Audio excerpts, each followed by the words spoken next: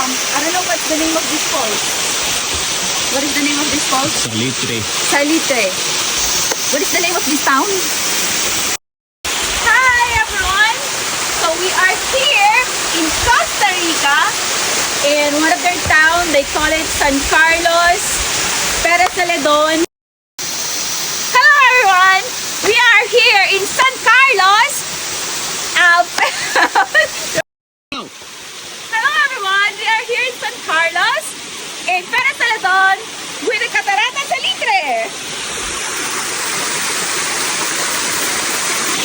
It's just free to come here. You just need to do the hiking because it's really tough. It's muddy, it's full of rocks, it's going up, going down, and it's really a rough road. But when you arrive here, when you come up here, it's super worth it because that's what you will see. Hello everyone! Hello everyone! Nandito tayo ngayon sa isa sa mga bayan dito sa Costa Rica na tinatawag nilang San Carlos at ang barangay niya ay Perez Celedon. At nandito tayo sa amin. Hello everyone!